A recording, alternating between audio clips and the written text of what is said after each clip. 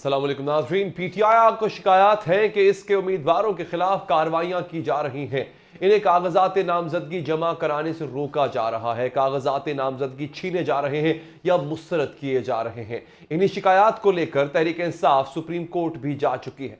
जिम्मेदारान के खिलाफ तौहीन अदालत की कार्रवाई कराना चाहती है, लेकिन आज जब अदालत ने तहरीक इंसाफ की शिकायत सुनी तो 3 बातें मालूम हुई। पहली बात यह कि तहरीक इंसाफ ने इल्जामात के लिए जो अदाद शुमार फराहम किए वो सब के सब सोशल मीडिया से मुरतब किए गए हैं। दूसरी बात, तहरीक इंसाफ पहले मुतल्लिका फोरम से रुजू करने के बजाय शिकायत लेकर सीधा ही सुप्रीम कोर्ट आ गई है। तीसरी बात, तहरीक इंसाफ के लगाए गए तमाम इल्जामात अमूमी नौइयत के हैं, कोई भी मखसूस इल्जाम नहीं लगाया गया। आज चीफ जस्टिस काजी फायजीसा की सरबराही में जस्टिस मोहम्मद अली बजहर और जस्टिस मुसरत हिलाली ने तहरीक इंसाफ की शिकायत सुनी। तहरीक इंसाफ की जानिब से लतीफ खोसा और शुएब शाहीन अदालत में पेश हुए। तहरीक इंसाफ का दावा है कि इसके 90% उम्मीदवारों के कागजात नामजदगी रिटर्निंग अफसरान ने मुस्तरद कर दिए हैं, लेकिन समाअत के दौरान इंकशाफ हुआ कि तहरीक इंसाफ ने यह तमाम अदाद शुमार सोशल मीडिया से लिए। बॉयकॉट की तरफ नहीं जाएंगे। हम सुप्रीम कोर्ट से भी इस्तदा करेंगे कि ज़रूरी नहीं अगर आप खामखा इस बल्ले में कोई ख़ास बात है, आप हमें कोई और निशान देते हैं। कानून यही है कि पॉलिटिकल पार्टीज़ और उनके जो कैंडिडेट्स हैं उनके पास एक कामन सिंबल होना चाहिए, एक ही सिंबल होना चाहिए, चाहे वो हमारा जो भी।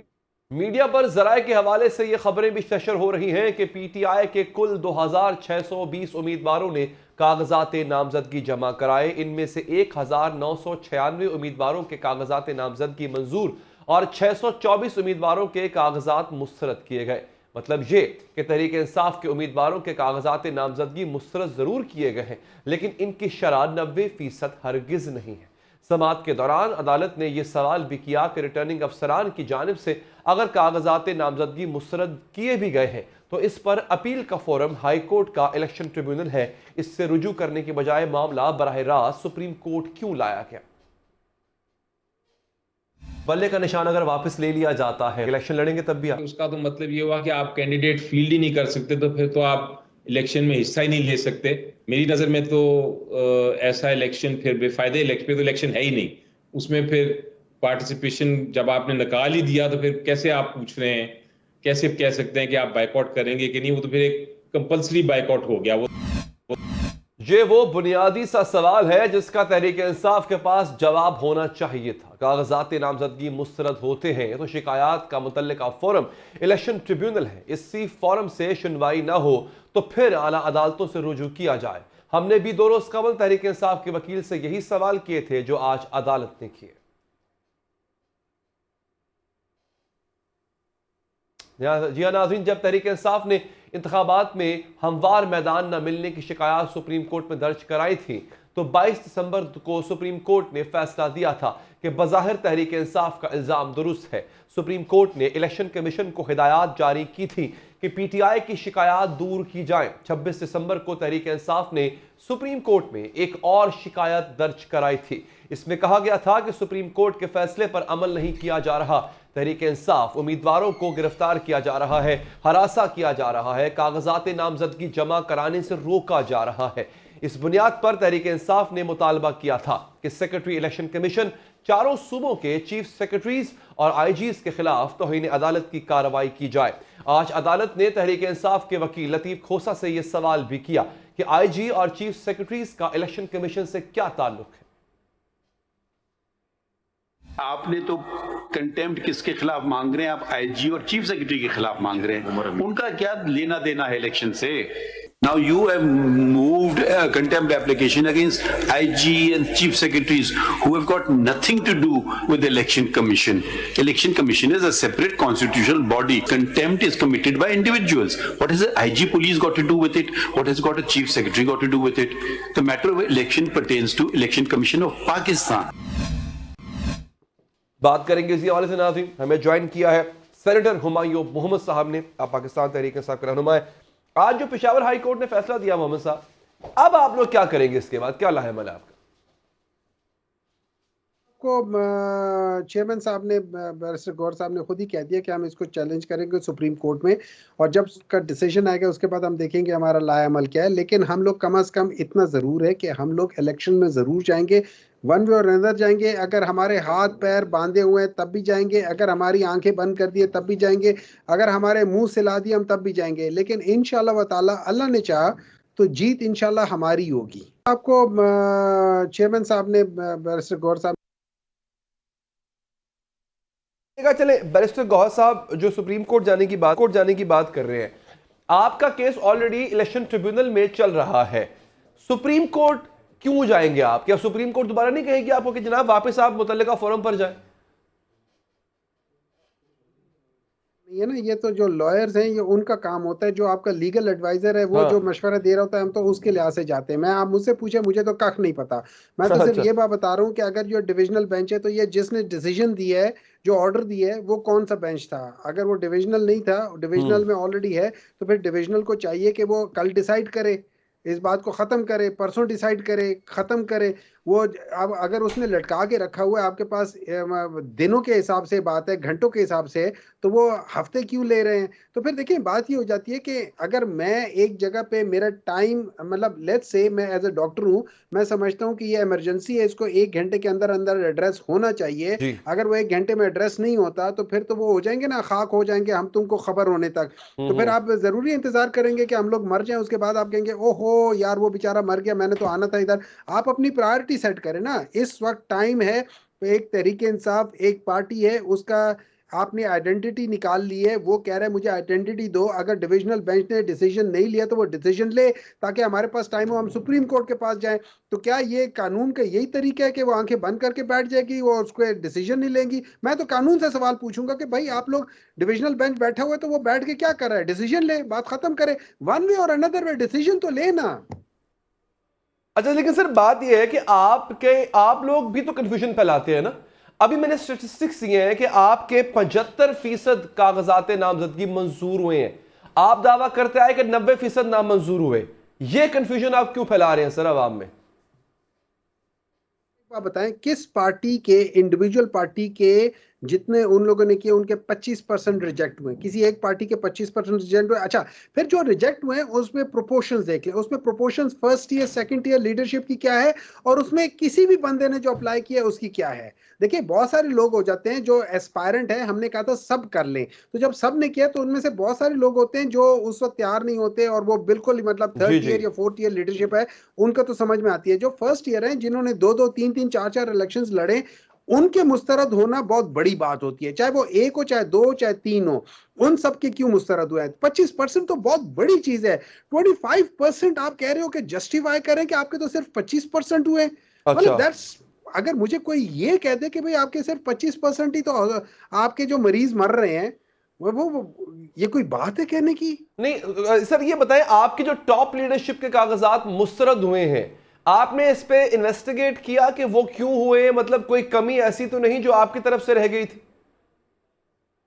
अच्छा, सबसे पहले तो मैं आपको बिल्कुल बताता हूँ कि हमारे टॉप लीडरशिप के 90% रिजेक्ट हुए और गलत हुए। अब आपने मुझसे जो सेकंड सवाल किया है कि उनके ऊपर केसेस हैं, बिल्कुल। 2023 CLC 723 सिंध में नो, उसमें FIR अगर कटी हो that is not case of rejection. 2016 SCMR 733 Sheikh Akram versus Abdul Ghafoor, अगर किसी के ऊपर क्रिमिनल केस है और उसके ऊपर नॉन डिस्क्लोजर के ऊपर है, that is not a reason to disqualify. 2019 CLC 130 Lahore, ये है ATA के केस था, एंटी टेररिज्म एक्ट के लिहाज से, that is not a case to disqualify.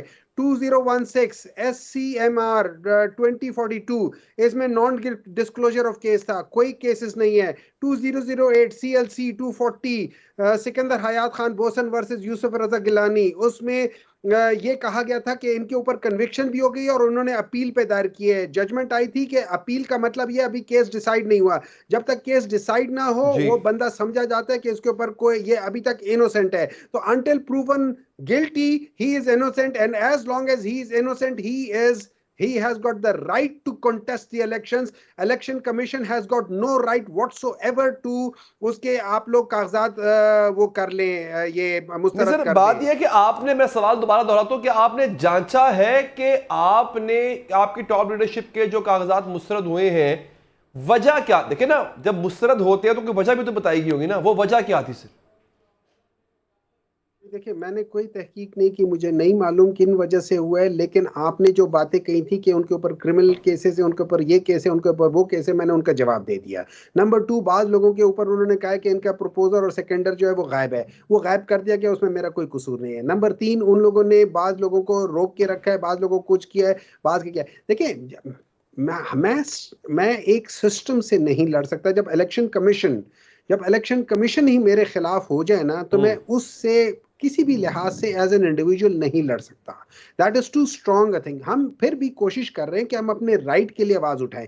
अगर यहाँ पे जो कोर्ट वगैरह बैठे हुए वो मेरा राइट मुझे आज नहीं देंगे, क़यामत वाले दिन वो इसका हिसाब किताब देंगे। अगर ये याद रखें, अगर इमाम हुसैन और इमाम हसन का राइट नहीं दिया गया था और करबला के टाइम पे, तो इसका ये मतलब नहीं है उस वक्त उन्होंने सफर कर लिया, क़यामत वाले दिन उनको उसका हिसाब मिल जाएगा, बाकी लोगों का है। तो इन लोगों को चाहिए कि जो भी डिसीजन ले रहे हैं कल कला को, वो क्या है, कुल्लुकुम राइन व कुल्लुकुम मसूलन अन रय्यतिही, और तुम में से जो भी निगहबान है उसे उसके रैयत के बारे में सवाल होगा। तो इनको जो भी डिसीजन लेते हैं लेने दे। आज ये अगर गलत डिसीजन ले लेंगे, किसी को फायदा दिला देंगे, सो व्हाट। कल को इनको क़यामत वाले दिन अपनी कब्र में जाना होगा, उस वक्त इनको समझ आएगी मतलब नहीं है, उस वक्त उन्होंने सफर कर लिया, क़यामत वाले दिन उनको उसका हिसाब मिल जाएगा, बाकी लोगों का है।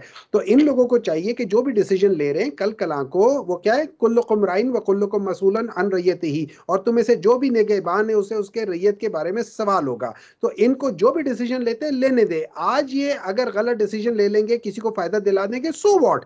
कल को इनको क़यामत वाले दिन अपनी कब्र में जाना होगा, उस वक्त सर इनको क्या समझ आएगी। आपके पास कोई बुनियादी कानूनी जवाज है, कोई बेस है ये बताने के लिए कि आप जो कह रहे हैं कि आपके कागजात मुस्तरद हुए हैं, उसका कोई कानूनी जवाब भी तो दिया गया होगा ना? वो क्या है sir? That was my question.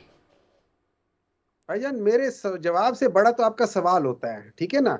Simple सी बात यह है कि एक चीज बता देता हूं, अगर आपसे कोई पर्स उठा के लेकर चला जाए, आप जाके रिपोर्ट करेंगे कि भाई मेरे से कोई पर्स लेकर चला गया है, पुलिस वाला कहेगा जी आपके पास क्या शहादत है कि कोई पर्स लेकर चला गया, आप क्या बताओगे? कुछ बता सकोगे? सर ये मेरा पर्स है, फर्ज है मेरा मोबाइल है, ये मेरा पर्स है, ये कोई लेकर चला जाता है ना सर, तो उसका पहला काम, जो कानूनी तरीका, जो कानूनी राह है, वो ये है कि उसकी मैं FIR दर्ज कराऊंगा। मैं सबसे पहले मुतल्लिका फोरम पे जाऊंगा। ये फोन या पर्स चोरी अगर होता है सर, तो मैं सुप्रीम कोर्ट उठकर नहीं चला जाऊंगा। आपने वो पहली कानूनी राह कौन सी ली? आप जरा एक मिनट मेरी बात सुन ले, तो मैं आपको इतनी लंबी तकरीर करने की जरूरत नहीं पड़ेगी ना। आप मेरी आपने खुद सवाल पूछा मुझसे, तभी तो मैंने आपको जवाब दिया ना सर। कितने लोग ऐसे हैं जिन्होंने कंप्लेंट की है, चाहे वो 10 हैं, चाहे वो 5 है, या चाहे वो 50 है, चाहे वो 100 है, जब उन्होंने कंप्लेंट की है, उन्होंने कहा है, कितने ऐसे ROs हैं जिन्होंने कंप्लेंट की है, कितने ऐसे। अगर एक बंदे के साथ भी ये हुआ है, वो क्यों हुआ है? सुप्रीम कोर्ट को बजाय ये कहने के कि भाई इतने लोगों के साथ नहीं हुआ, 90 के साथ नहीं हुआ, 10 के साथ हुआ, 5 के साथ हुआ है, सुप्रीम कोर्ट को कहना चाहिए अगर एक के साथ हुआ है तो क्यों हुआ है? अगर एक बंदे के साथ भी किसी जगह पे ज्यादती हुई है, नाइंसाफी हुई, तो क्यों हुई है? That is the answer supreme court should be given. ना कि ये कि यार तुम लोग 100 का कह रहे हो, 100 की बजाय सिर्फ 9 के साथ हुआ है या 10 के साथ हुआ है। ये आंसर नहीं होता मेरे भाई, ठीक है ना। Thank you very much. चले, ठीक है मोहम्मद साहब, बहुत बहुत शुक्रिया, आपने प्रोग्राम के लिए वक्त निकाला। यहां पर वक्त हुआ एक वक्फे का, वक्फे के बाद हाजिर होंगे।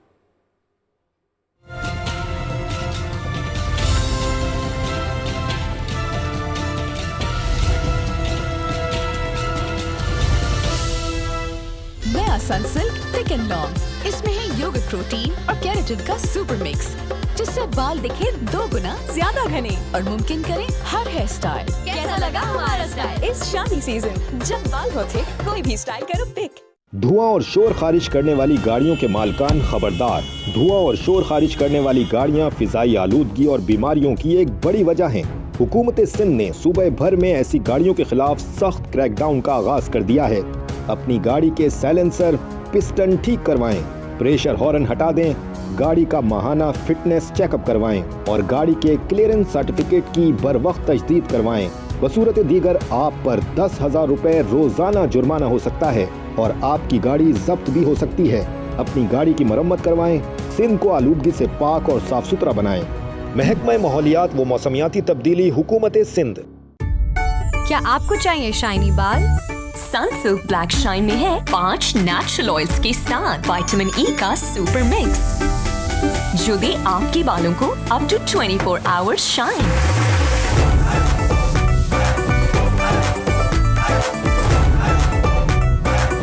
बाल करें shine all the time with Sunsilk black shine.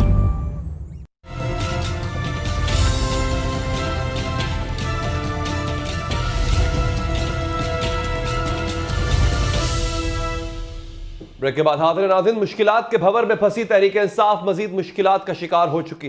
Party से बल्ले का इंतखाबी निशान एक बार फिर छीन लिया गया, जिससे तहरीक इंसाफ के बतौर जमात इंतखाबात में हिस्सा लेने पर भी सवालिया निशान लग चुका है। 22 दिसंबर को इलेक्शन कमीशन ने तहरीक इंसाफ के इंट्रा पार्टी इंतखाबात को कल अदम करार दिया था और इंतखाबी निशान बल्ला वापस ले लिया था। 26 दिसंबर को पेशावर हाई कोर्ट ने इलेक्शन कमीशन का पीटीआई से बल्ले का निशान वापस लेने का फैसला मुअत्तल कर दिया था। इलेक्शन कमीशन ने पेशावर हाई कोर्ट में इस फैसले के खिलाफ नजर सानी की दरख्वास्त दायर की थी। इलेक्शन कमीशन ने हाई कोर्ट के फैसले पर एतराज ये किया था कि इलेक्शन कमीशन का मौक़िफ़ तो सुना ही नहीं गया। आज केस की समाअत पेशावर हाई कोर्ट की जस्टिस एजाज खान ने की। इलेक्शन कमीशन के वकील सिकंदर बशीर और पीटीआई के वकील काजी अनवर अदालत में पेश हुए।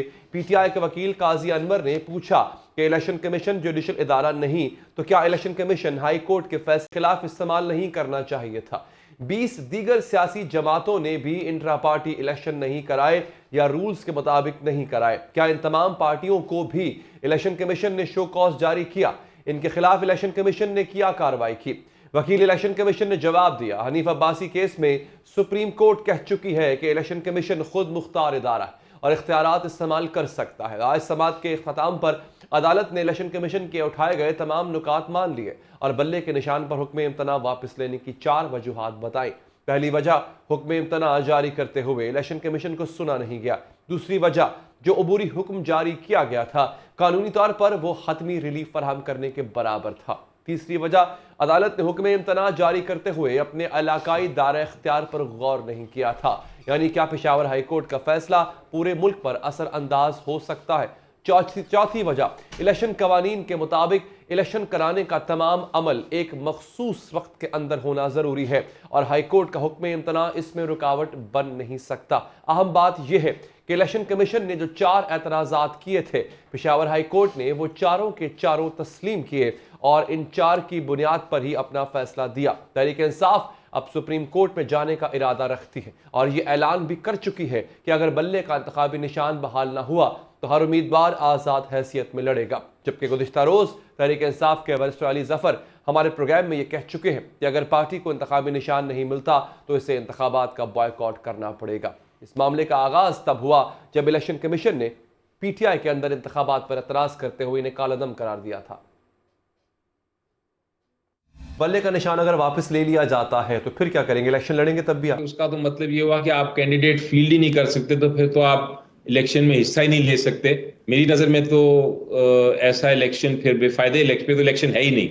उसमें फिर पार्टिसिपेशन जब आपने निकाल ही दिया तो फिर कैसे आप पूछ रहे हैं, सिर्फ कह सकते हैं कि आप बाइकआउट करेंगे कि नहीं, वो तो फिर एक कंपल्सरी बाइकआउट हो गया। वो नाज़रीन, नए इंतखाबात न होने की सूरत बल्ले का निशान वापस लेने की तंबीह की थी। जबकि पीटीआई ने दोबारा इंट्रा पार्टी इलेक्शन कराए तो दरख्वास्त गुजारों ने इस इलेक्शन पर भी एतराज़ कर दिया और इलेक्शन कमीशन में दरख्वास्तें दायर कर दी।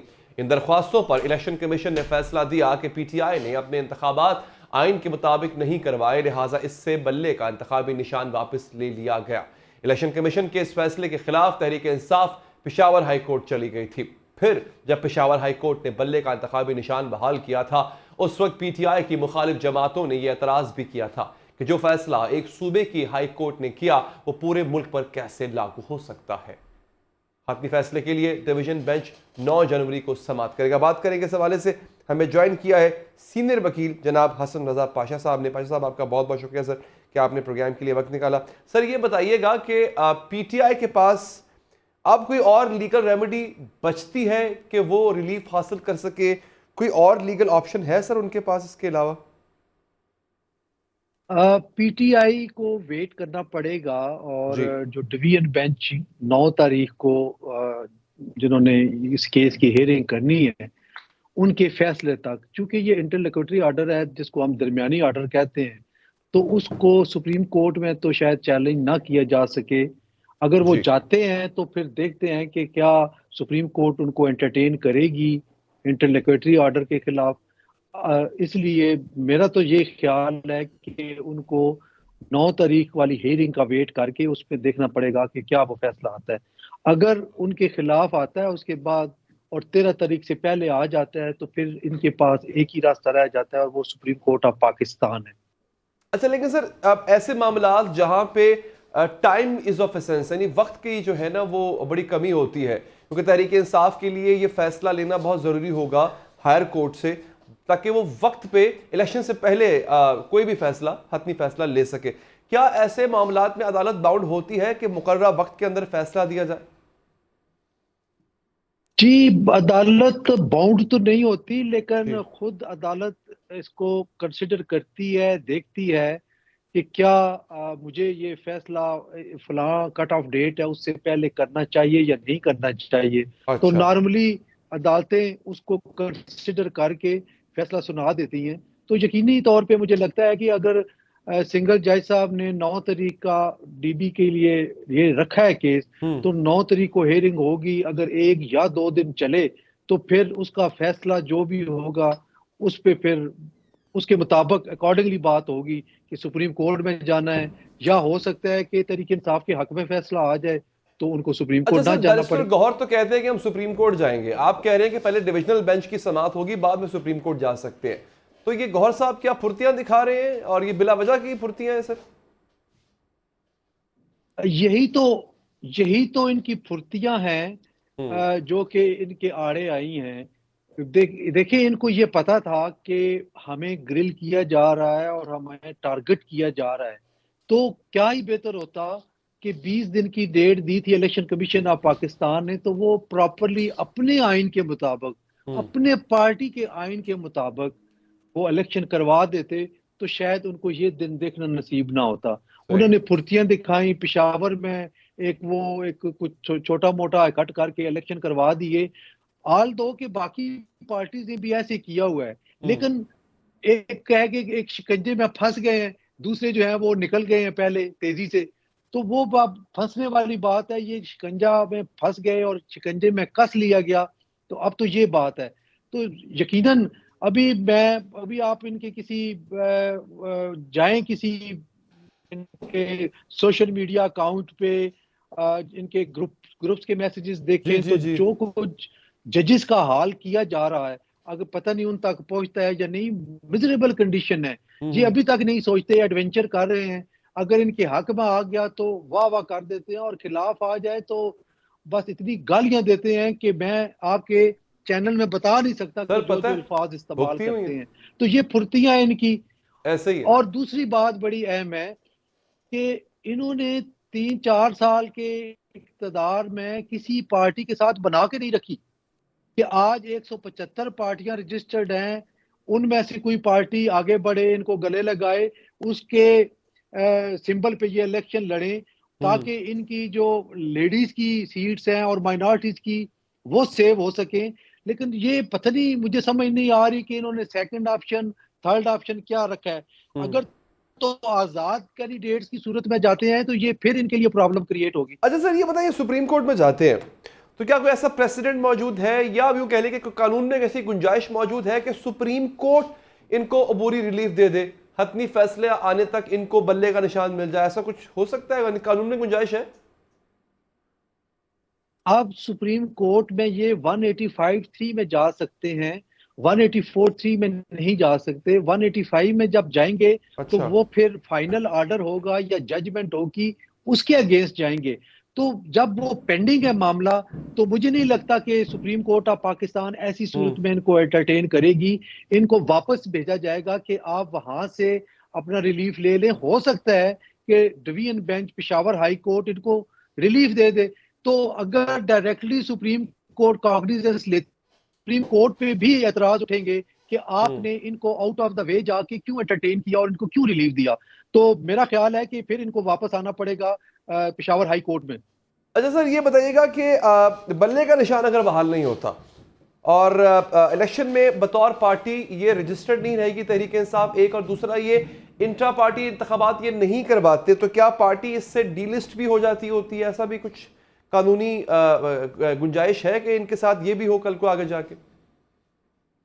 देखें, जब इनका intra party election commission of Pakistan ने सेट असाइड कर दिया और ये करार दिया कि ये इलेक्शन ठीक नहीं है और जो चेयरमैन की इलेक्शन हुए है वो दुरुस्त नहीं है, तो फिर ना चेयरमैन है ना पार्टी है। इसीलिए तो पार्टी ना होने की वजह से बल्ले का निशान वापस ले लिया गया था।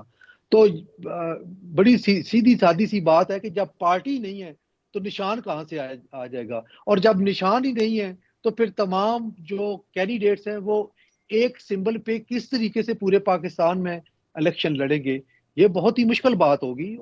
इस वक्त वाकई पीटीआई मुश्किल सूरत हाल से दो चार है। अच्छा सर, अगर आप वकील होते इनके तो आप क्या राय देते? कोई कानूनी ऑप्शन आप किसी किताब से निकाल के दिखाते हैं, जनाब ये कानूनी ऑप्शन है, ये आपको रिलीफ मिल सकता है, क्या मिल सकता है कोई रिलीफ इनको? वो राह जो है कानूनी उन्होंने अपनाई हुई है। इन्होंने अपनी चॉइस की हाई कोर्ट को सिलेक्ट किया, पेशावर ये इस्लामाबाद हाई कोर्ट छोड़ के बाकी तमाम प्रोविंसेस की हाई कोर्ट छोड़ के Peshawar high court by choice गए हैं और वहां पे सिंगल जज साहब ने इनको रिलीफ भी दिया और मामला उन्होंने भी छोड़ दिया था डिवीजन बेंच के, क्योंकि वहां पे रिट जुरिसडिक्शन में जब जाता है कोई मामला तो डिवीजन बेंच सुनता है।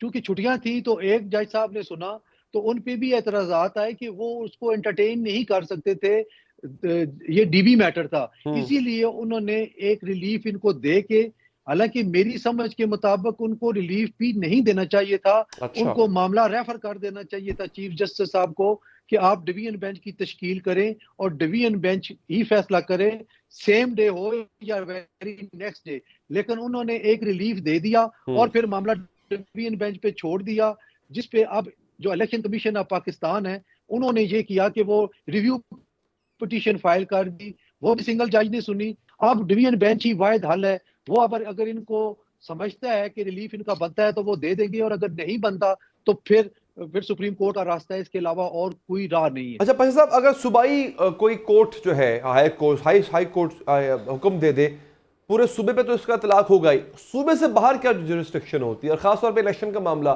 जो कि वफाक का मामला? जी बिल्कुल, असल में तो जो ऐसे हालात में जो इब्तदाई कोर्ट है वो हाई कोर्ट ही है, और हाई कोर्ट कॉन्स्टिट्यूशनल कोर्ट है, कॉन्स्टिट्यूशनल इंस्टीट्यूशन है, इनके पास इख्तियार है कि वो करें। वैसे अगर ये जुरिस्डिक्शन के हवाले से देखा जाए तो election commission of Pakistan Islamabad में बैठता है और इस्लामाबाद हाई कोर्ट को रिज्यू कर सकते थे, लेकिन कुछ एप्रीहेंशंस थी इनको और वो इनके हवाले से जायज़ भी हो सकती हैं, इसीलिए इन्होंने पेशावर हाई कोर्ट का इंतखाब किया। और वहाँ पे अब जाहिर है छुट्टियां हैं, छुट्टियों के बाद जो वेरी फर्स्ट डे है वो 8 तारीख है, 9 को जो इनका केस लगा हुआ है डिवीजन बेंच में, तो इनको इंतजार तो करना पड़ेगा। चलें ठीक है पाशा साहब, आपका बहुत बहुत शुक्रिया, आपने प्रोग्राम के लिए वक्त निकाला। हमें ज्वाइन किया है सीनियर सहाफ़ी तज़हीनिगार जनाब आमिर इलियास राना साहब ने। आमिर साहब शुक्रिया आपका। आमिर साहब, तहरीक इंसाफ का मुस्तकबिल क्या देख रहे हैं आप? बल्ले का निशान भी आज उनसे वापस ले लिया गया। नहीं देखें, अगर हम बात करेंगे अदालत की तो अदालत से इनको रिलीफ मिलने के इम्कानात मौजूद हैं। ये नहीं कहा जा सकता कि फैसला हो गया। वो तो जो सिंगल बेंच ने ये कह के फैसला दिया था कि ये डिवीजन बेंच को करना है, और फैसला उन्होंने खुद भी दे दिया और अबूरी भी नहीं दिया, हतमी कर दिया कि जी आप जाएं और वेबसाइट पे चढ़ाएं इलेक्शन कमीशन। तो इलेक्शन कमीशन ने वो बात नहीं मानी, और ना मानने की वजह थी जब लाहौर से बाक़ी नदवी साहब ने फैसला किया था रिटर्निंग अफसरान खत्म और उन्होंने उस पर अमल कर दिया था, तो सुप्रीम कोर्ट में सवाल हुआ था कि लाहौर हाई कोर्ट के फैसले को आपने सारों पे कैसे लगा दिया, सही, और क्यों अमल किया। तो इलेक्शन कमीशन इसी मखमसे में था और उन्होंने फिर 2 दिन सोच विचार के बाद, एक तो ये उनको वकला ने राय दी कि इसको वेबसाइट पे बिल्कुल मत चढ़ाएं और अपील करें, क्योंकि जज ने खुद ही ये बात कही थी। तो आज उनको पहला रिलीफ इस सेंस में मिला कि जो उनका फैसला था वो अपहर्ड हो गया। लेकिन अब जब 11 जनवरी को शायद जो तारीख लगी है उसमें वो डिवीजन बेंच लगेगा, वो फैसला हक में भी दे सकता है, खिलाफ भी दे सकता है, और सुप्रीम कोर्ट फिर भी मौजूद है। और खुद बैरिस्टर गौर ने कहा है कि वो कल कोशिश करेंगे कि वो सुप्रीम कोर्ट में ही इस मामले को टेकअप कर लें। तो वहां पे जो भी होगा, बहरहाल लीगल रेमेडीज मौजूद हैं, तो वो किसके हक में जाती हैं ये तो अदालतें फैसला करेंगी। लेकिन मैं आपको ये बता सकता हूँ कि पीटीआई ने ये मुश्किलात अपने लिए खुद चुनी है। जब वो स्टेट से टकराती है, और 9 मई के वाक़े को हमें भूलना नहीं चाहिए, कि वहां पे सोच ये है कि फिर अगर इस तरह इजाजत दे दी जाए 9 मई का काम करने वालों को, तो टीएलपी और बीएलए को आप कैसे भूल सकते हैं? स्टेट से तो वो भी टकरा रहे हैं। सोच अब इस हद तक हो चुकी हुई है, तो फिर ये काम पॉलिटिकल जितनी एलीट पीटीआई में मौजूद है उनके सोचने का है कि हमें रिप्रोचमा कैसे करना है, हमें एस्टेब्लिशमेंट के साथ ठीक कैसे करना है। धमकियों से तो वो नहीं डर रहे, वो तो आगे जा रहे हैं। ये धमकियां भी लगा रहे हैं, मिन्नत तरला भी कर रहे हैं, काम बन नहीं रहा। काम बनने के लिए बड़ी ठोस इनको मनसूबाबंदी करनी पड़ेगी और क़यादत को एक मैसेज देना होगा। ये जो मिक्स मैसेजेस दिए जाते हैं उसकी वजह से ये इनके लिए मुश्किलात बढ़ती जा रही हैं और आने वाले दिनों में कम होती तो नजर नहीं आ रही। अच्छा आमिर साहब, लेकिन बात यह कि हो सकता है कानूनी राह हो, निकल भी आए, लेकिन इंतखाबात में वक्त बहुत कम रह गया है, तो इलेक्शन तक तो यही करते रहेंगे? मतलब ये अपने लीगल बैटल्स ही लड़ते रहेंगे, ना कैंपेन कर पाएंगे ना तैयारी कर पाएंगे इलेक्शंस की? देखें, मंशूर तो इन्होंने बड़ा तकड़ा दिया था, आप और हम सबको बकायदा पाबंद कराया गया था कि उस मंशूर के अलावा बात ही कोई नहीं करनी। अच्छा। कि बस 6 महीने और 1 साल और आप देखते जाएं कि सब कुछ अमल दरामद होगा, और उस मंशूर की तरफ ये गए नहीं। लिहाजा मंशूर को तो छोड़ दें। बाकी पीटीआई तो इतनी कॉन्फिडेंट है कि अंडर 19 भी उनके जो अब वायरल कलदम हो गए लेकिन चेयरमैन बने थे, बैरिस्टर गौरव कहते हैं कि हमारे पास प्लान मौजूद है, हमारी तो 2nd टियर 3rd टियर और अंडर 19 भी जीत जाएगा। फिर मुझे और आपको तो परेशानी की जरूरत नहीं होनी चाहिए कि जी वो ये बहरहाल चाहे कोई भी पार्टी हो, ये उनका काम है। हम बीइंग जर्नलिस्ट ये कह सकते हैं कि जी आपको इंतखाबी अमल से बाहर नहीं होना चाहिए, वो रास्ता इख्तियार कीजिए, वो बातचीत का रास्ता है, वो टकराव का नहीं है। पीटीआई को अब भी सोचना चाहिए, क्योंकि असल कामयाबी वो होगी कि एक तो ये अपने निशान पे लड़ें और फिर उस दिन यानी 8 फरवरी को इनके वोटर जौक दर जौक आए और पोलिंग स्टेशन पहुंच के वोट डालें। क्योंकि ये जो सोशल मीडिया पे वोटिंग हो रही है ना, इससे मैदान में कोई कामयाबी नहीं हो रही। आज देखिए सुप्रीम कोर्ट में लतीफ खोसा साहब जैसे सीनियर मोस्ट जो एडवोकेट है सुप्रीम कोर्ट के, वो फंस गए, क्योंकि चीफ जस्टिस साहब ने कहा कि आप स्पेसिफिक शवाहिद दें, हमें तकरीरें ना सुनाएं और सियासत ना करें। आप हमें बताएं कि आपकी शिकायत किससे है। इलेक्शन कमीशन की इवन उन्होंने ऊपर शिकायत नहीं की, बल्कि कह दिया कि उन्होंने तो हमारा काम कर दिया है, और ये पंजाब के चीफ सेक्रेटरी और आईजी से। अब देखें पूरी ट्रोलिंग जो है वो सुप्रीम कोर्ट के जजेस की हो रही है और साथ इलेक्शन कमीशन की हो रही है। अब जो जज अपनी पार्टी का मुकदमा लेके, जो वकील लेके पहुंचे हैं जजेस के पास, उन्होंने जो मतून ठहराया गया इदारा है पीटीआई की तरफ से एक बड़े अरसे से, इलेक्शन कमीशन, उसको तकरीबन क्लीन चिट दे दी कि जी उन्होंने तो लेटर लिख दिया था सुप्रीम कोर्ट के कहने पे। इन्हें अपने अंदर के तजादात और अबहाम दूर करने होंगे, और पार्टी के जो कायद हैं इमरान खान, उनको चाहिए कि वो बाकायदा एक स्ट्रक्चर बॉडी बनाए जो फैसले कर सके और उसको पता लगे लोगों को। क्योंकि एक वकील आके एक बात कर देता है, दूसरा वकील दूसरी बात कर देता है, और यही बात इनके लिए बहुत नुकसानदेह होगी इलेक्शन में। अगर इनके पास बल्ला भी ना हुआ तो फिर तो आपको पता लगेगा कि जितने वकीलों के चैम्बर इमरान खान साहब के साथ हैं, उतनी पार्टियों को वो टिकट दे रहे होंगे, बता रहे होंगे कि जी ये खान साहब का कैंडिडेट है। एक हल्के में कई के कैंडिडेट सारे पीटीआई के होंगे और इनको अच्छा, इसको तो आमिर साहब ये अपनी स्ट्रेटजी कहते हैं कि एक हल्के से हम जो है वो 20-20 कैंडिडेट्स खड़े कर देंगे, ये कहते हैं हमारी स्ट्रेटजी है। खैर ये बताइएगा, ऐसी कोई इतलात आपके पास है कि जेल से इन्होंने एस्टेब्लिशमेंट से रब्ता करने की कोशिश की हो और कोई वहां से रिस्पॉन्स आया हो या ना आया हो, ऐसी कोई इतलात है सर? अगर हम एस्टेब्लिशमेंट को समझते हो, आपके ख्याल में कि एक को एक तरफ आंख मार दें और दूसरे को दूसरी तरफ और तीसरी एस्टेब्लिशमेंट को मैसेज दे दें, वो कोई रोटी को चोची तो नहीं कहती एस्टेब्लिशमेंट। उन्हें पता है कि कौन क्या कर रहा है, कौन किस किस्म की गुफ्तगू करने आ रहा है, किसके कहने पे आ रहा है और मंतकी नतीजा क्या होगा। ये मैंने इसीलिए कहा कि ये खान साहब को फैसला करना है कि वो कैसे चलाएंगे। वो दोहरी तरी पॉलिसियां रख के फैसले नहीं करा सकते। वो वक्त गुजर गया जब जजेस पिटिशनर्स के इंतजार में बैठे होते थे। अब वो वक्त नहीं है, वो एस्टेब्लिशमेंट नहीं है जो इनके लिए सब कुछ मैनेज किया करती थी। ये जब तक उस मामले से बाहर नहीं आएंगे कि वो जो पहले वाली मोहब्बत है वो हम शायद प्रेशर दे के ले लेंगे, तो रियलिटी में अभी तक तो नजर नहीं आ रहा, वो इनके अगेंस्ट ही जा रहा है। और चूंकि ये डायरेक्ट लड़ाई लड़ रहे हैं, इन्होंने सियासी जमातों से मदद नहीं मांगी जो वक्त था इनका। अब तो हर सियासी जमात अपने अपने इलेक्शन में जाएगी ना, और हर सियासी जमात यही चाहती है कि उनकी मुखालिफ मैदान में इस तरह मौजूद हो कि हम मैदान मार लें। वो क्यों चाहेंगे कि अब रिलीफ मिलेंगे? ये रास्ता इन्हें ही लेना है। लेकिन अभी तक मुझे बहरहाल नजर नहीं आ रही बात के कोई रिलीफ वाला कदम इस तरह इनको मिलने वाला है कि जिनसे ये झगड़ते हैं उन्हीं के इदारे पे जाके 9 मई को हमला करते हैं, फिर उनके साथ दबाते हैं, धमकाते हैं और फिर कहीं कहीं थोड़ी बहुत दिखाते हैं, और साथ ही वो उनको पता चल जाता है कि हमें धोखा देने के लिए कुछ लोगों को भेजा गया और दूसरी तरफ एक और पार्टी तैयार है जो फौरन हम पे अटैक करेगी। तो इसीलिए इनका मामला हल नहीं हो रहा। अटैक से मुराद मैं फिजिकल अटैक की नहीं बात कर रही, जो सोशल मीडिया ट्रोलिंग है ना, इनका जहां फायदा बहुत बड़ा है वहीं नुकसान बहुत बड़ा है। अच्छा अमर साहब, क्या इनको कोई बताने वाला नहीं है या समझाने वाला नहीं है कि पाकिस्तान में ये जिस चीज से मत्था लगा रहे हैं, टक्कर लगा रहे हैं, वो पाकिस्तान में एक हकीकत है और आप सियासत करें लेकिन उस हकीकत को तस्लीम करके सियासत करना पड़ती है। ये पाकिस्तान की तारीख रही है। क्या अब तक ये रियलाइज नहीं हुआ इनको? वहां बताने वाले बहुत हैं, कहने की जरूरत नहीं रखते, क्योंकि खान साहब सुनते नहीं है, और जब वो सुनते नहीं है तो समझते भी नहीं है। जब समझते नहीं है तो फिर वो वही कुछ करते हैं जो वो चाह रहे होते हैं। इसकी बुनियाद पे इनके बहुत सारे सीनियर लोग खामोश हो गए हुए हैं कि उनको समझ आ गई है कि अब वो सेन एलिमेंट जो जाके बात करता है उसके ऊपर तो ये कहते हैं कि दूसरी तरफ मिला हुआ है। वहां वही बात जो कैबिनेट में होती थी वो आज भी वही है कि जो कहेगा कि जनाब बस हम तहस नहस कर देंगे, वो खान साहब का प्यारा है। तो फिर वो आवाजें दब गई हैं, खामोश हो गई हैं, पसे पर्दा चली गई हैं, जो खान साहब को इस मुश्किल से निकाल सकती थी। क्योंकि खान साहब समझते ये हैं कि मैं बस, चूंकि उनका जिस तरीके से वो बने, पार्टी तो बहुत पुरानी हो गई, लेकिन 2011 से लेके जिस तरीके से लाड प्यार से लाया गया, तो वो बस गुस्से में भी यही चाह रहे हैं कि मुझे वही लाड प्यार मिले। जो गुस्सा है वो ये नहीं है कि बस मैं सब कुछ कर लूंगा। समझ आ जाती है उनको कि हाँ मेरे साथ ये हो रहा है, क्यों हो रहा है। लेकिन आज भी उन्होंने, उनके वकीला ने बताया कि वो इलेक्शन कमीशन के जो 4 मेंबर्स गए थे उनको उन्होंने धमकी लगा दी कि आप लोगों पे आर्टिकल 6 लगेगा। तो या तो वो दबक के और घबरा के कह देते कि जी हम तो मेंबरशिप से भी रिजाइन कर रहे हैं और जो करना है आप करें जी, बिल्कुल हम तो फर्द जुर्म नहीं लगा रहे। लेकिन उन लोगों ने तो चारों ने बैठ के फर्द जुर्म पढ़ के चार्जशीट वो आगे, उन्होंने तो अपना काम कर दिया। अब तो उन्होंने नहीं जाना इनके पास, अब तो केस चलेगा आगे से। ठीक है अमर साहब, बहुत बहुत शुक्रिया सर, आपने तफसीलात से आगाह किया, आप हमारे साथ मौजूद थे, अहम तज्जिया आपका। नाज़रीन आगे बढ़ते हैं। सुप्रीम कोर्ट ने जबरी गुमशुदगी केस में लापता अफराद कमीशन से तमाम मुकदमात की तफसीलात तलब कर ली है, जबकि हुकूमत से तहरीरी गारंटी भी मांग ली है कि आइंदा किसी को गैर कानूनी लापता नहीं किया जाएगा।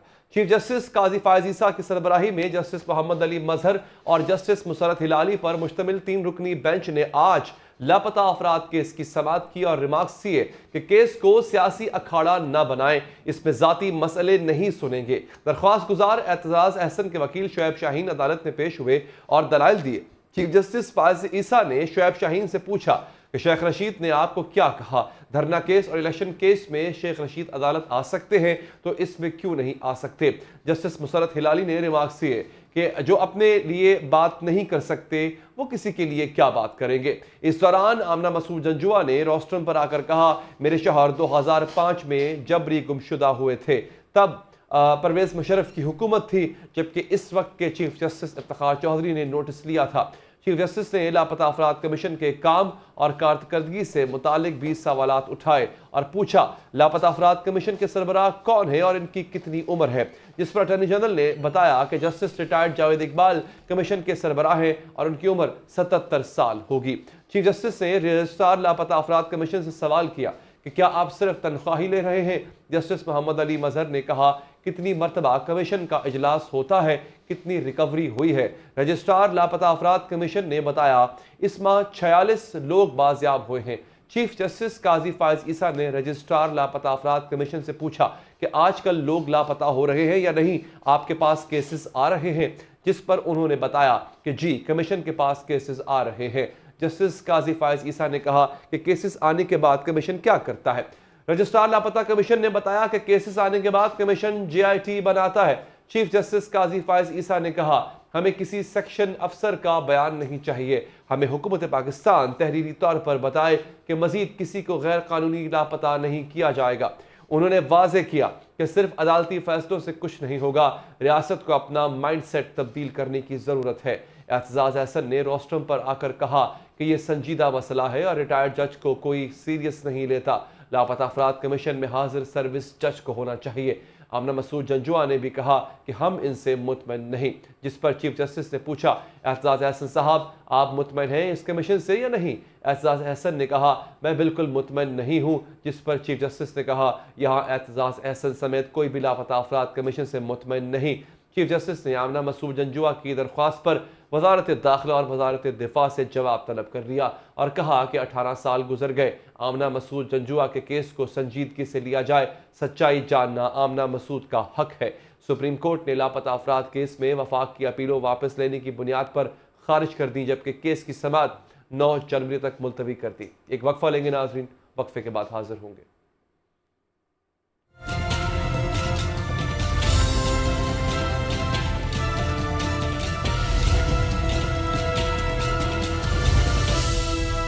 गीजर की सर्विस है जरूरी, क्योंकि जंगल चादर या खराब थर्मोस्टेट गैस के जायद इस्तेमाल भारी गैस बिल की बड़ी वजह है। गीजर में गैस सेवर कोन का इस्तेमाल गैस के ज़िया को रोकता है, इस तरह आपका बिल आता है कम।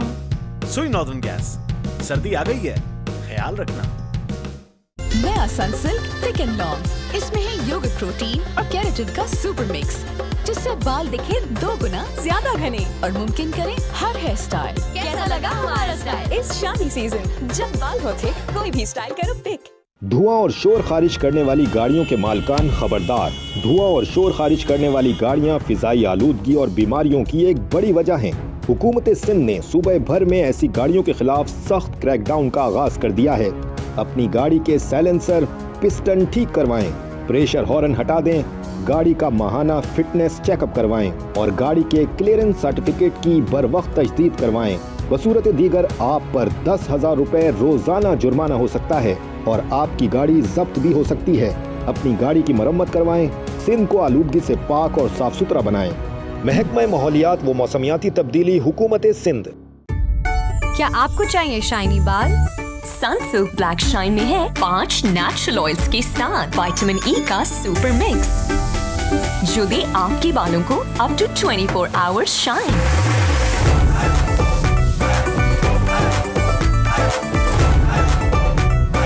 अब बाल करें shine all the time with Sunsilk black shine. Soul City Lahore जदीद तर्ज तामीर का एक शाहकार और अजीमुशान प्रोजेक्ट पाकिस्तान में पहली दफा। Cul de sac walk, clock tower, 24 घंटे सिक्योरिटी और the oval walk commercial buildings के दरमियान अपनी तर्ज का मुनफरिद पार्क बिजनेस कम्युनिटी के लिए बाकायदा सोल बिजनेस बे बनाया जा रहा है। बुकिंग और पेमेंट प्लान के लिए हमारी वेबसाइट soulcity.com.pk विजिट करें और call 111-768-505। Soul City, soulful living.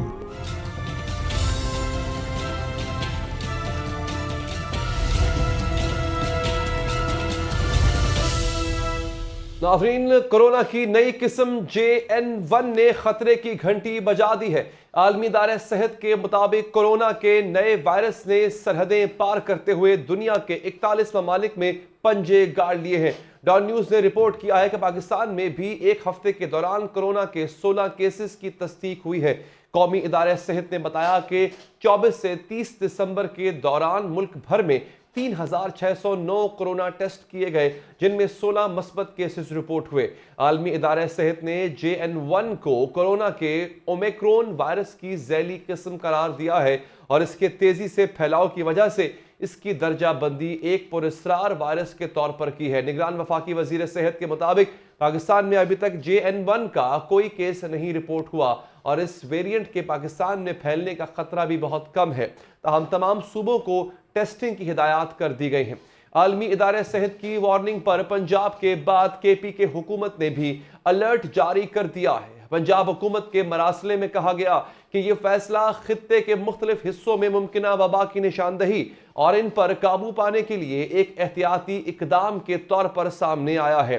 ताहम डॉक्टर्स के मुशाहिदे और तजुर्बे के मुताबिक इस वक्त पाकिस्तान बिलखसूस सूबा पंजाब में सूरत हाल खासी अजीब है। महकमा सेहत खैबर पख्तूनख्वा ने भी नए वेरिएंट के फैलाव के खतरे के पेश नज़र टेस्टिंग के लिए हिदायत जारी कर दी हैं और कहा है कि DHOs और तिब्बी मराकज़ मजमूई तौर पर कोविड-19 स्क्रीनिंग टेस्ट करेंगी। महकमा सेहत के KP ने भी ये तस्लीम किया है कि इन्फ्लुएंजा और सांस के इन्फेक्शन के मरीजों में इजाफा हो रहा है। तिब्बी माहिरीन के मुताबिक JN1 वायरस में तकरीबन वही अलामात पाई जाती हैं जो ओमिक्रॉन या फिर कोविड-19 में मौजूद थी। माहिरीन ने खबरदार किया है कि बुखार, खांसी, गला खराब होना, जिस्म में दर्द, सीने पर बोझलपन या तकलीफ और सांस लेने में दुश्वारी, बलगम और उल्टी का आना नए कोरोना वायरस की निशानियां हैं माहिरीन के मुताबिक इस वायरस से मुतासरा शख्स और इसके इर्द गिर्द मौजूद लोगों को वही प्रोटोकॉल अपनाना होगा जो कोविड-19 के लिए अपनाया गया था, यानी मुतासरा शख्स को कम से कम 5 दिन तक अपने आप को क्वारंटीन में रखना होगा। मास्क का इस्तेमाल, हाथों को बार बार धोना, मजमे या फिर रश वाली जगह पर जाने से गुरेज और मुतासरा शख्स से भी दूर रहना होगा। बात करेंगे नाज़रीन, इस हवाले से हमें ज्वाइन किया है वज़ीर सेहत पंजाब जनाब डॉक्टर जावेद अकरम साहब। डॉक्टर साहब बहुत शुक्रिया आपका। डॉक्टर साहब, ये है क्या एग्जैक्टली इसका जो एक फैलाव है वो किन वजूहात की बिना पर होता है? इसको कोरोना की भी एक किस्म कहा जाएगा? बहुत शुक्रिया जी। देखें, मुल्क में नहीं, ये पूरी दुनिया का टेंडेंसी है कि विंटर्स में हमेशा हमारे तमाम वायरल इन्फेक्शंस, खासकर जो फेफड़े को अफेक्ट करते हैं, वो हमेशा ज़्यादा हो जाते हैं और उनकी कॉम्प्लिकेशंस भी ज़्यादा हो जाती है, हॉस्पिटलाइजेशंस भी ज़्यादा हो जाती हैं और अनफॉर्चुनेटली बच्चों में और बूढ़ों में उसकी शरह अमवात भी बहुत हद तक बढ़ जाती है। और इसकी मेन वजह यह है कि जो ठंडी हवा होती है विंटर में, वो हमारा जो क्लियरेंस सिस्टम है लंग्स का, जिसको हम म्यूकोसिलरी कहते हैं, बाल की तरह होते हैं जो बलगम को बाहर निकालते हैं, वो गैर फाल हो जाते हैं और बलगम फेफड़ों में ही रह जाती है और वो अक्सर गाढ़ी भी हो जाती है। और उसकी गाढ़ी होने की वजह यह है कि हम सर्दियों में पानी कम पीते हैं क्योंकि पेशाब ज़्यादा आता है और प्यास भी नहीं लगती, तो इसलिए पानी इसका इस्तेमाल हमें ज़बरदस्ती दवाई के तौर पे लेना चाहिए ताकि हमारे फेफड़ों में बलगम गाढ़ी ना हो और वो इजीली हम निकाल सकें खांस के। और इसी तरह सिगरेट स्मोकर्स जो हैं उनके तो बिल्कुल ये बहुत ज़्यादा मोर्टेलिटी बढ़ जाती है क्योंकि उनका सिस्टम वैसे ही स्मोक की वजह से कम हुआ होता है जो वो करते हैं, और उसके ऊपर ये सर्द हवा और उसके बाद जो स्मॉग होती है खासकर मैदानी इलाकों में। ये जो कोरोना का नया वेरिएंट है डॉक्टर साहब, ये कितना खतरनाक है और क्या पाकिस्तानी जो है, जितने भी हम पाकिस्तान में रहने वाले, हम में वो कुव्वत मदाफियत या इम्यूनिटी डेवलप हो चुकी है उसको रेजिस्ट करने की? देखें, ये जो नया वेरिएंट नहीं है, ये म्यूटेशन है स्पाइक प्रोटीन्स में, जो कांटे इस वायरस के ऊपर, बहुत बड़ी साइज की वायरस है क्योंकि 2 वायरसेस मिलके एक बनी सी 2019 में दिसंबर में 11 दिसंबर को, और फिर ये इंसानों से इंसानों को लगती गई। और इसमें ज़ाहिर है इतने बड़े साइज़ की है तो म्यूटेशंस भी आएंगी और वेरिएशंस भी इसके आरएनए में आएंगी। जो JN1 जिसकी आप बात कर रहे हैं, जो कि दुनिया में इस वक्त बहुत तेज़ी से फैल रहा है, ख़ासकर यूरोप में, अमेरिका में और अब भारत में भी और बांग्लादेश में भी केसेस रिपोर्ट हो रहे हैं। अल्हम्दुलिल्लाह अभी तक पाकिस्तान में उसका कोई केस नहीं रिपोर्ट हुआ, मगर इसका ये मतलब नहीं कि वो नहीं आएगा पाकिस्तान में। Probably unfortunately because of air travel और बाकी ट्रैवल की वजह से ये आएगा। और ये इसकी जो अल्हम्दुलिल्लाह ये भी बहुत अल्लाह का शुक्र है कि इसकी वजह से वायरस ज़्यादा स्ट्रॉन्ग नहीं हुई, यानी फेफड़े को डैमेज करने की उसकी अहलियत कोई बड़ी नहीं है बल्कि कम हुई है। और इसी तरह शरह अमवात भी इसकी कोई इतनी ज़्यादा नहीं बढ़ी, अल्लाह का ये शुक्र है। लेकिन इसकी अहलियत एक इंसान से दूसरे को लगने की बहुत ज़्यादा बढ़ गई है। तो जाहिर है कि इसका कोरोना जो है ये हमारी ज़िंदगियों का हिस्सा है पिछले 2019 से अब तक, और ये रहेगा हमारी ज़िंदगियों में। मैं समझता हूँ कि एहतियात हमें करते रहना पड़ेगा, बूस्टर हमें लगवाते रहना पड़ेगा और इसको भूलना नहीं चाहिए। हमें चाहे इलेक्शन हो, चाहे कोई भी शादी हो, कुछ भी हो, उसको सेफ्टी के साथ करना चाहिए कि समाजी हमें जो डिस्टेंस है वो रखना चाहिए। और मास्क जो है ये देखें, मैं भी पहनता हूँ और सबको पहनना चाहिए, ख़ासकर पुरहजूम जगहों पे, और हाथ बार बार धोने और अपनी शुगर, ब्लड प्रेशर के मर्ज़ों को कंट्रोल रखने से इंशाल्लाह हम इससे बचे रहेंगे बहुत। अच्छा सर, ये बताइएगा कि कहा जा रहा है कि 16 केसेस रिपोर्ट हो चुके हैं पाकिस्तान में, तो पाकिस्तानियों ने इम्यूनिटी कितनी डेवलप कर ली है इसके अगेंस्ट और कब तक इससे मुकम्मल छुटकारा हासिल किया जा सकता है? देखें, कोई भी इम्यूनिटी 100% नहीं होती। ये डिपेंड करता है कि आपने ये वायरस के कोविड-19 की वैक्सीन कब लगवाई है और कौन सी लगवाई है। अगर तो आपने जो चाइनीज़ वैक्सीन आई थी वही सिर्फ लगवाई हुई है और उसके बाद आपने मैसेंजर आरएनए वैक्सीन नहीं लगाई तो वो तो गैर फाल हो चुकी हैं। क्योंकि उसके बाद बेइंतहा वेरिएशंस भी आई हैं, बेइंतहा म्यूटेशंस भी आई हैं।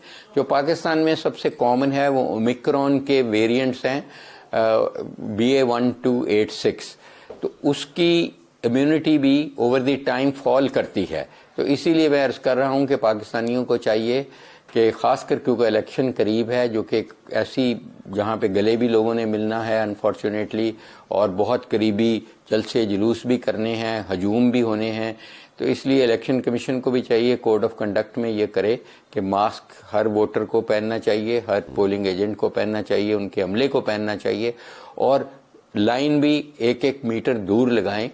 और उसके बाद तकरीबन सब लोगों को चाहिए कि इस वक्त एक शॉट जरूर लगवा लें कोविड-19 वैक्सीन का, ताकि इलेक्शन भी और बाकी जो हमारी शादियां वादियां हैं ये भी अल्लाह करे कि हम सबके लिए सेफ्टी से गुजरें। तो डॉक्टर साहब, आप जो एक वैक्सीन बूस्टर का कह रहे हैं कि लगवाना चाहिए, हुकूमती सतह पे इसका अरेंजमेंट किया जाएगा, हुकूमत प्रोवाइड करेगी सर? अब देखें, हम कभी गिव अप नहीं किया।